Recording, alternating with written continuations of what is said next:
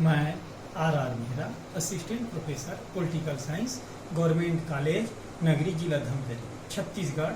मैं आज आप लोगों को एमए फोर्थ सेमेस्टर की जो चौथा प्रश्न पत्र है, छत्तीसगढ़ का राजनीतिक इतिहास की जो तीसरा इकाई है, राष्ट्रीय आंदोलन में छत्तीसगढ़ के योगदान, अहिंसात्मक एवं क्रांतिकारी संघर्ष, इसका मैं विशद विवेचन बड़े ही सरल ढंग से करवाऊंगा। तो पहले देखते हैं प्रस्तावना। आप लोग को सबको पता है, अंग्रेजी शासन के विरुद्ध पूरे भारत में 1857 में प्रथम स्वतंत्रता संग्राम प्रारंभ हो गया था। छत्तीसगढ़ भी इससे अछूता नहीं था। छत्तीसगढ़ के उस समय के तत्कालीन जो डिप्टी कमिश्नर है, उन्होंने भी हमारे रायपुर के लिए अतिरिक्त सेना की मांग की थी और उन्हें मुहैया कराया गया था। हम यहाँ पे राष्ट्रीय आंदोलन में छत्तीसगढ़ के योगदान का लाइनवार विवेचन करेंगे, जिसमें पहला है 1857 का विद्रोह। 1857 के विद्रोह के वजह से छत्तीसगढ़ के प्रथम शहीद वीर नारायण सिंह को जाता है। वीर नारायण सिंह के पिता स्वयं राम राय एक क्रांतिकारी थे और इस प्रकार से इनको क्रांतिकारी की जो गुण है वो विरासत से प्राप्त हुआ था। ये सोना खान के जमींदार थे। 1856 में सोना खान में भीषण अकाल पड़ा। इन्होंने एक गोदाम जो अनाज से भरा हुआ था उन्हें लूट लिया और गरीबों को बांट दिया, जिसकी शिकायत रायपुर के डिप्टी कमिश्नर से हुआ था। उन्होंने उनके गिरफ्तारी का वारंट जारी किया था। इन्हें 24 अक्टूबर 1856 को संबलपुर से गिरफ्तार कर रायपुर लाया गया और ये जो है 1857 को रायपुर के जेल से ये अचानक फरार हो गए और सीधे ये सोना खान पहुंच गए। सोना खान पहुंचकर इन्होंने 500 सैनिकों की एक टुकड़ी बना ली। इसके दमन हेतु ब्रिटिश सेना के नेतृत्व में स्मिथ को भेजा गया। उन्होंने कूटनीति का रास्ता अपनाया और इनको पकड़ लिया गया। इनके विरुद्ध राजद्रोह का मुकदमा चला और 18 दिसंबर 1857 को इनको जो है सार्वजनिक रूप से रायपुर के जो जय स्तंभ चौक है उसमें इनको फांसी दी। इस प्रकार से इसे हम छत्तीसगढ़ के प्रथम शहीद कह सकते हैं। दूसरा है संबलपुर के सुरेंद्र साय का विद्रोह। संबलपुर के सुरेंद्र साय ये संबलपुर के क्रांतिकारी थे। इन्होंने जो है नारायण सिंह के पुत्र गोविंद उनको संरक्षण दिया था और ये मिलकर अंग्रेज के जो सहयोगी हैं देवरी के जमींदार, उनकी इन्होंने जो है हत्या कर दी थी और अंग्रेजों के विरुद्ध ये विद्रोह भी करते रहे थे। फलस्वरूप 23 जनवरी 1864 को सुरेंद्र असीरगढ़ के किले में ये घिर गए और इस प्रकार से इनको कैद कर लिया गया। ये लंबी समय तक इनको यातनाएं दी गई और फिर 1884 में इनका निधन हो गया। तीसरा है आपके वीर हनुमान सिंह का विद्रोह। वीर हनुमान सिंह को छत्तीसगढ़ का मंगल पांडे के नाम से जाना जाता है। ये रायपुर के तीसरी सेना के मैगजीन लश्कर के पद पर नियुक्त थे। 18 जून 1858 को इन्होंने मेजर सिडवेल की उनके घर में ही हत्या कर दिया था। इसके पूर्व इन्होंने सैनिकों को अंग्रेजों के विरुद्ध भड़काया भी था। फलस्वरूप कैप्टन स्मिथ के नेतृत्व में इनके विरुद्ध जो है कार्यवाही किया गया, लेकिन इसमें जो है 17 सिपाहियों को कैद किया गया। उन्हें जो है 1858 में ही मृत्यु दंड की सजा दी गई, लेकिन यहाँ वीर नारायण सिंह वो पकड़ में अभी तक नहीं आए। उसके ऊपर अंग्रेजों द्वारा 500 रुपए का इनाम जरूर रखा। नेक्स्ट में देखते हैं सरगुजा क्षेत्र में कोल विद्रोह एवं उदयपुर रियासत का विद्रोह। सरगुजा क्षेत्र एवं उदयपुर क्षेत्र में भी यहाँ के जो कोल विद्रोह संचालित थे, जिसमें जो है बुद्धू भगत और जोवा भगत के द्वारा इन क्षेत्रों में कोल विद्रोह के रूप में उनको सामने लाया और इस प्रकार से देख सकते हैं छत्तीसगढ़ में भी क्रांति की जो है चिंगारी वो धधक उठी। अब हम देखेंगे अगला पॉइंट, वो है राजनीतिक चेतना का विकास। 1885 में कांग्रेस की स्थापना के पश्चात राष्ट्रीय आंदोलन में तेजी आई। छत्तीसगढ़ में समाचार पत्र एवं साहित्य के माध्यम से राष्ट्रीय आंदोलन आगे बढ़ा। इसे पंडित माधव सप्रे द्वारा छत्तीसगढ़ मित्र नामक 1900 में एक समाचार पत्र प्रकाशित करवाया।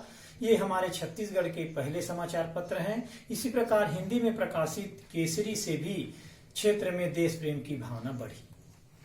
अगला पॉइंट देखते हैं, बंग भंग आंदोलन 1905 का। हम सबको पता है कि ब्रिटिश गवर्नमेंट द्वारा 1905 में बंगाल का विभाजन कर दिया गया। इसका प्रभाव छत्तीसगढ़ में भी पड़ा। यहाँ पे वामन राव लाखे, पंडित माधव सप्रे, ये सबने जो है स्वदेशी एवं बहिष्कार आंदोलन प्रारंभ किए। अगला पॉइंट देखते हैं, सूरत का अधिवेशन 1907 का। सूरत के अधिवेशन में कांग्रेस दो भागों में बंट गया। एक है नरम दल और दूसरा गरम दल। छत्तीसगढ़ में भी ऐसे हुआ। नरम दल में हरि सिंह गौड़, पंडित रविशंकर शुक्ल, डॉक्टर माधुलिकर, ये नरम दल के नेता रहे। उसी प्रकार देखा जाए तो दादा साहब खापर्टे, माधव सप्रे और मुझे, ये गरम दल के नेता दो भागों में बंट गए। अगला देखते हैं, रोलेट टेट एवं जालियांवाला बाग का हत्याकांड 1919। ये बहुत ही हमारे देश में हृदय विदारक घटना रही है कि जो है जालियांवाला बाग का हत्याकांड, और इस कांड का छत्तीसगढ़ में भी प्रभाव पड़ा।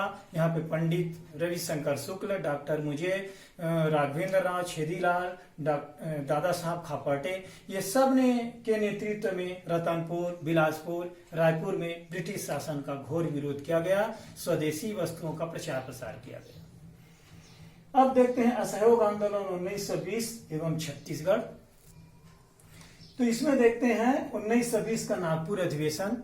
नागपुर में कांग्रेस का एक सम्मेलन हुआ। इसमें जो है हमारे छत्तीसगढ़ से पंडित रविशंकर शुक्ला, ई राघवेंद्र राव, सुंदरलाल शर्मा आदि नेताओं ने भाग लिया और इन्होंने ये निर्णय लिया कि विदेशी वस्त्र, स्कूल, न्यायालय, सरकारी नौकरी का बहिष्कार किया जाए, उपाधियों का त्याग कर दिया जाए, मद्य का निषेध किया जाए, खादी का प्रयोग किया जाए, राष्ट्रीय स्कूल एवं पंचायत को बढ़ावा दिया जाए। ये सब निर्णय कांग्रेसी नेताओं द्वारा किया गया।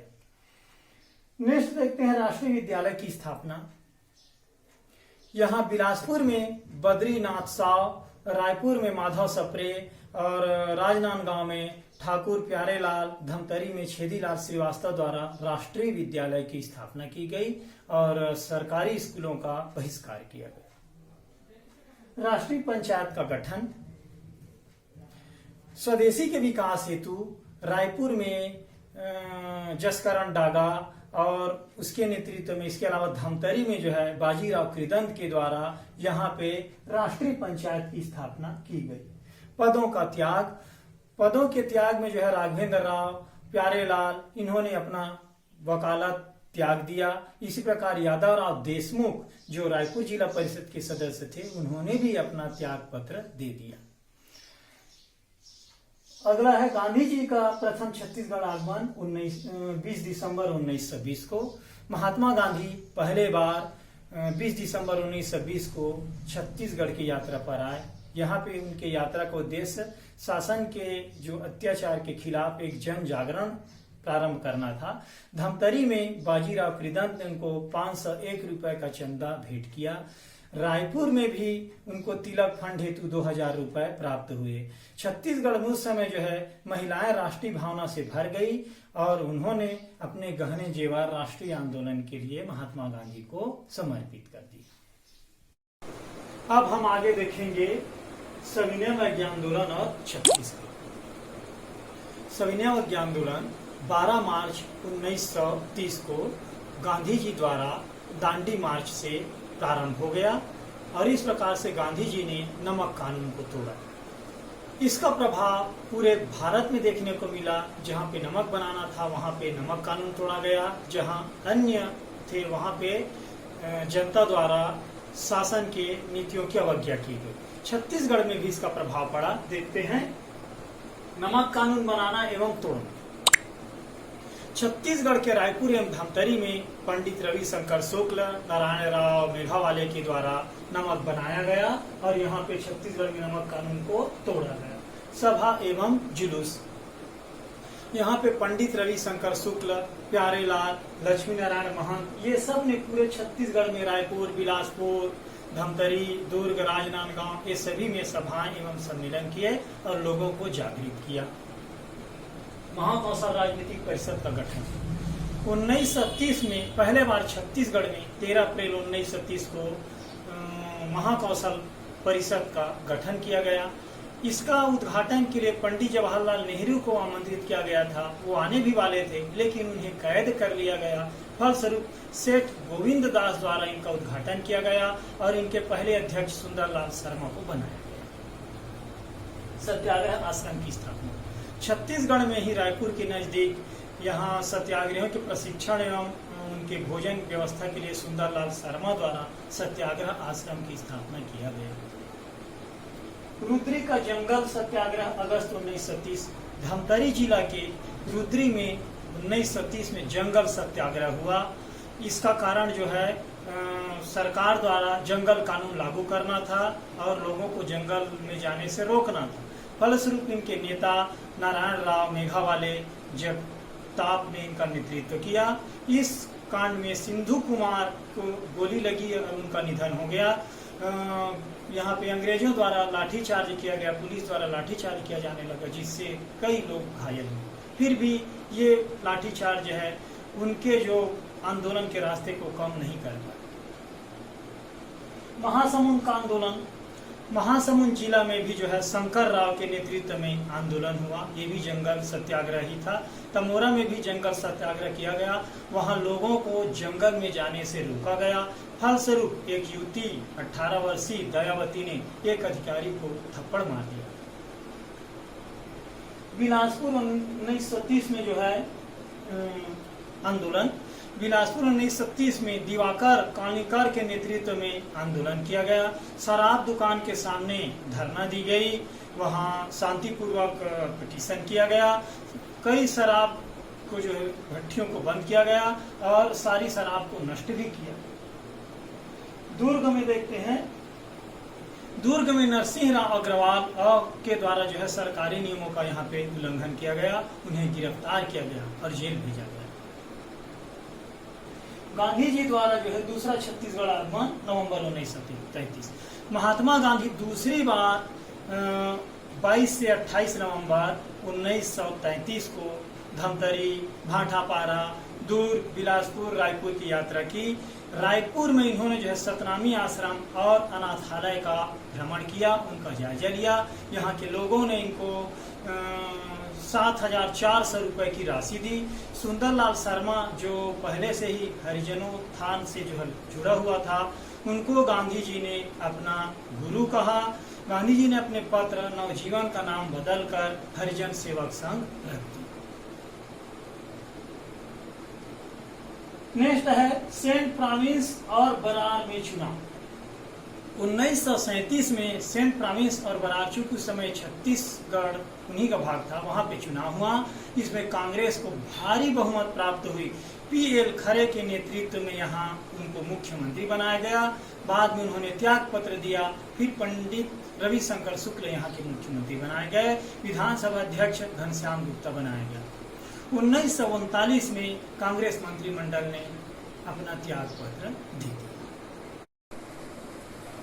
भारत छोड़ो आंदोलन 8 अगस्त 1942। महात्मा गांधी द्वारा भारत छोड़ो आंदोलन 8 अगस्त 1942 प्रारंभ किया गया। कांग्रेस के प्रमुख नेता जो बंबई के जो है कांग्रेस अधिवेशन से लौट रहे थे, उन्हें मलकापुर में पूरी तरह गिरफ्तार कर लिया गया। फलस्वरूप हमारे छत्तीसगढ़ में भी भारत छोड़ो आंदोलन प्रारंभ हो गया। देखते हैं उसका पहला राय। रायपुर में एक शैक्षिक संस्थान, बाजार बंद रहे। विशाल जुलूस निकाला गया। लोगों ने आंदोलन की। कोतवाली के पास पुलिस ने हवा में गोली चलाई। अनेक गिरफ्तारी हुई। गांधी चौक में एक सभा का यहाँ पे रायपुर में आयोजन किया गया। बिलासपुर आंदोलन का नेतृत्व छेदीलाल, यदुनंदन प्रसाद आदि ने किया। 15 अगस्त को कालीचरण के नेतृत्व में एक सभा का यहाँ पे आयोजन किया गया था। उनकी गिरफ्तारी की गई और इस प्रकार से अब यह आंदोलन भूमिगत होकर बिलासपुर जिला में संचालित होने लगा। रघुनंदन सिंगरौल द्वारा जिला कचहरी में आग लगा दिया गया, उनकी गिरफ्तारी की गई। दुर्ग में ही जो लेटर बॉक्स है उनको उखाड़ दिया गया, टेलीफोन के तारे काटे गए, रेल की कुछ पटरियां भी उखाड़ी गई, पुलिस अधिकारी पर आक्रमण भी किया गया। इस प्रकार से दुर्ग में भारत छोड़ो आंदोलन का प्रभाव पड़ा। अब देखते हैं, एक रायपुर डायनामाइट केस हुआ था। उसी समय रायपुर जेल को डायनामाइट से उड़ाने की यहाँ पे कोशिश किया गया था, जिसमें जो है बिलख नारायण अग्रवाल, ईश्वर प्रसाद शुक्ल, नागरदास बाबरिया आदि के द्वारा ये योजना बनाई गई थी, लेकिन ये योजना असफल हो गई और इन्हें गिरफ्तार कर लिया गया। इस प्रकार से देख सकते हैं कि हमारे छत्तीसगढ़ में भारत छोड़ो आंदोलन किसी न किसी आधार पे संचालित रहा। अब देखते हैं हम स्वतंत्रता की प्राप्ति एवं रियासतों का विलय। इसमें है 1945-46 में प्रांतीय चुनाव। छत्तीसगढ़ में प्रांतीय चुनाव हुए, जिसमें कांग्रेस को भारी बहुमत मिला। इस समय जो है पंडित रविशंकर शुक्ल ने अपनी सरकार बनाई। भारत की स्वतंत्रता 15 अगस्त 1947 को, हम सब जानते हैं कि भारत की स्वतंत्रता 15 अगस्त 1947 को हुआ। जुलाई 1947 में स्वतंत्रता अधिनियम पारित हो गया और इस प्रकार से स्वतंत्रता दिवस के उपलक्ष्य में हमारे छत्तीसगढ़ में वामन राव लाखे ने गांधी चौक पर ध्वजा फहराया एवं शासन की ओर से जय स्तंभ चौक की स्थापना की। रियासतों का विलय। रियासतों का विलय स्वतंत्रता के समय हमारा जो छत्तीसगढ़ है वो सेंट्रल प्रोविंस एवं बरार का ही भाग था। 1948 में यह 14 प्रमुख रियासतें थी, जिसका जो है भारत में विलय कर लिया गया। इसमें इनकी सीमा का विस्तार हुआ। सबसे बड़े रियासत थी यहाँ पे वो बस्तर था और सबसे छोटी रियासत सत्ती थी। इस प्रकार से हमारा जो है छत्तीसगढ़ है वो भारत देश में सम्मिलित हो गया।